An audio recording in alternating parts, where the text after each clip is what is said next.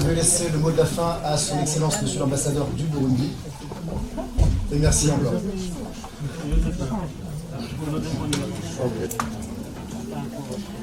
Distingués invités, mesdames et messieurs, chers entrepreneurs, bonsoir.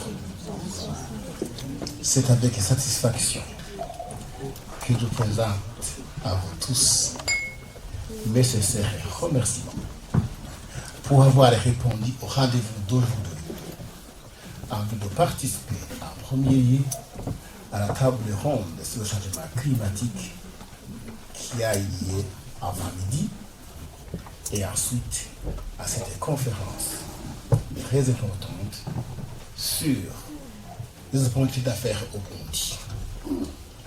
Distingués invités, mesdames et messieurs, si vous n'avez pas été distrait, vous avez suivi attentivement ce qui s'est passé. À la première partie de l'événement d'aujourd'hui, qui est la table ronde, j'espère que notre chère délégation burundaise a découvert beaucoup de choses. Elle a eu un devoir à domicile, lequel devoir sera, je pense, mentionné dans le rapport, lequel rapport sera évidemment restitué au gouvernement burundais en vue de lui signifier que faut-il faire, qu'est-ce qui manque, comment peut-on bénéficier des financements relatifs au climat. Vous avez tous vu, les astuces vous ont été démontrées. Merci à nos chers représentants qui malheureusement ne sont pas ici, qui étaient ici pendant la matinée. Il y en a peu qui sont restés, mais les autres étaient empêchés, ils sont partis. Je leur ai dit grand merci. Dans la culture burundaise, tout va comme la marche. Très bien.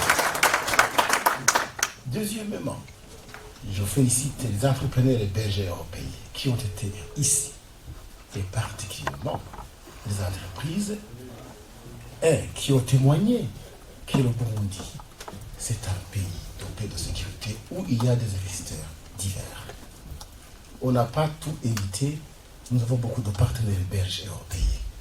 Ils ne pourraient pas tous être sur l'ordre du jour, mais j'espère que dans les prochains travaux qu'on organisera, on changera de visage, des invités, de témoignages, pour vous montrer que le Burundi est un pays qui a une diplomatie des affaires ouverte à tout le monde.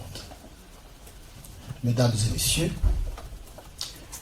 les entrepreneurs potentiels qui est ici, qui, je pense, il y a pas mal d'années, n'avaient qu'une image erronée sur le Burundi.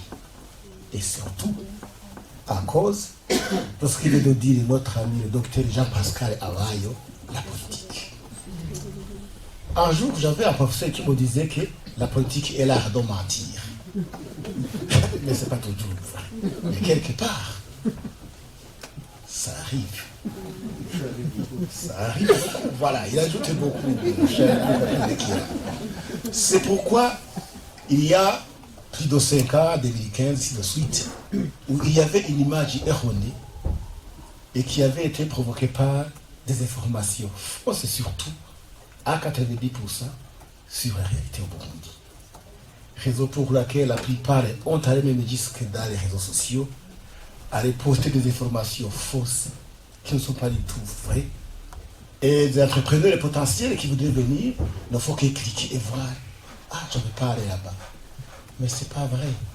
Approchez l'ambassade, approchez les Burundais patriotes qui aiment leur pays. Ils vont faire des informations vraies. Vous ne saviez pas qu'il y a beaucoup d'auberges, Procobo à Bujumbura. Vous avez vu Hydroneo, en bas de 48 millions de dollars. Il y a d'autres qui sont très construites. D'autres marchés déjà attribués à la société Hydroneo que vous avez vu. Hein? ABC Contracting qui fait beaucoup de moteurs, ventes électriques, et Procobo à Bujumbura, vous avez suivi. Il y a beaucoup d'autres. Pour la prochaine occasion, on va varier les présentateurs de témoignages qui vont vous montrer que c'est possible. À cet effet, nous vous invitons tous, chers partenaires entrepreneurs, d'avoir une nouvelle image du Burundi. C'est le cœur de l'Afrique. C'est la plaque tournante de la sous-région. C'est un pays de 1000 collines, un pays qui renferme la source la plus méridionale du fleuve Nier, qui se trouve précisément à Rutovu, dans la province de Burunga. C'est le découpage administratif actuel. C'est un pays qui a un lac le meilleur du monde. C'est le deuxième lac le plus profond du monde, après le lac Baïkal, et qui renferme 6% des eaux douces du monde. La plupart ne le savent pas du tout. C'est vrai qu'aujourd'hui, il y a une montée du lac, c'est normal, c'est naturel, des mouvements tectoniques qui arrivent. Pendant quelques années, ça arrive. C'est pourquoi d'ailleurs, le gouvernement burundais vient de sortir une alerte internationale pour demander aux partenaires qui peuvent nous appuyer en vue de pouvoir appuyer la population qui habitait justement ces riverains du lac, puisqu'on doit les installer dans d'autres parties du pays. Si cela n'est pas fait, ça serait dangereux. Mais aussi le lac est important, il est bon. Mesdames et messieurs, le phénomène qui arrive à Bujumbura, selon les environnementalistes burundais et d'autres chercheurs, ils disaient que ça avait été arrivé, je ne sais pas, en 1963 au Burundi. C'est pas nouveau. Si vous comptez le nombre d'années qui étaient arrivées, ça fait beaucoup d'années. Des informations sont nécessaires, donc c'est important. Je reviens à mon premier parole de vous dire que le Burundi, c'est un pays de mille-collines, cœur de l'Afrique, un pays de paix de sécurité, un pays hospitalier.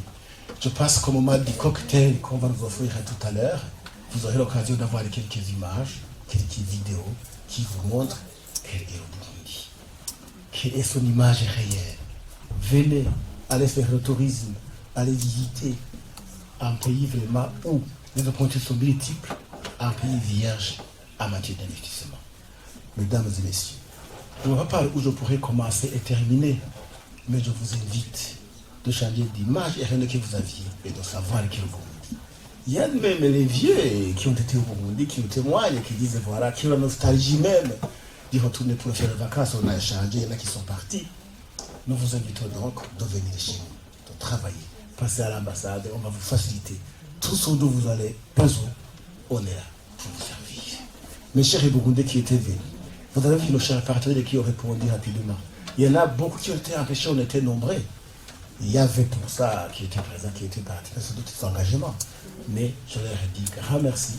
Je remercie toutes les personnes, entreprises, qui, tout près ou loin, n'aménagent aucun effort pour qu'à faire des comptes. L'événement d'aujourd'hui réussissent.